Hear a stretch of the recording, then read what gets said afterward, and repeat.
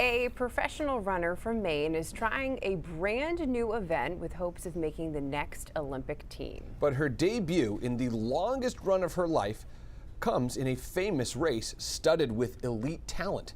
Meet Standish native Emily Durgin. A big step, maybe even a jump forward in her running career. Yeah, it's a big deal. Emily Durgin is taking a bit of a leap into an event she's never run before, either as a professional or even for fun. You've never run a marathon? Never, so this is the debut. Yeah, but I mean, even as an amateur? Nope. No, never even in practice, you know, like I've never even run 26 miles in my life straight. She's making her debut in the New York City Marathon among a field of world-class elite runners. I'm super excited. When I decided that, you know, I wanted to run a marathon, New York always stood out to me as where I wanted to debut. But don't think for a second that Emily can't hang with the world's best. She's the 6th fastest U.S. half marathoner of all time. In January, she had a personal best time in the half marathon. 67 minutes and 54 seconds. After I did that, I was like, okay, like I think I can take the next step and do the full. Of her top 10 personal best finishes, 5 came in this year alone.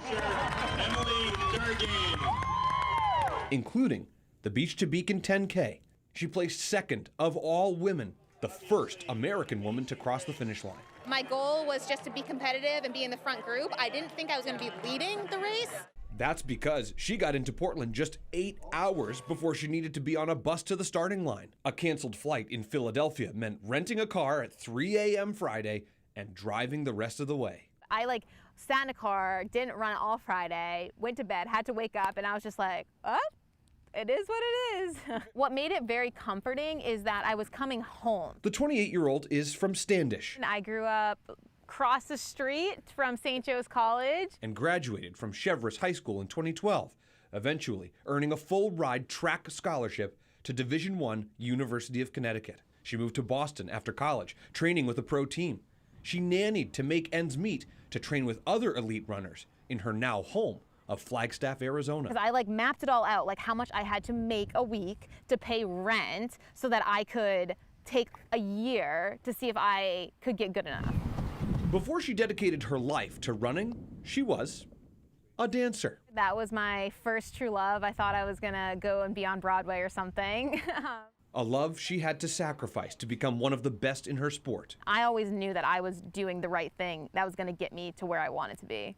Where she hopes to be soon is Paris in 2024, running the marathon for Team USA in the Olympics. I'm a lot more confident on the road, so that's why I think my best bet for making an Olympic team will be on the roads in the marathon. It would be incredible, but I really don't define myself on making an Olympic team. And I have some really close friends that have made Olympic teams, and then when they come back from the Olympics, it's almost like this pressure that they feel like every time that they run a race, you know, their name is like in bold letters because they're an Olympian.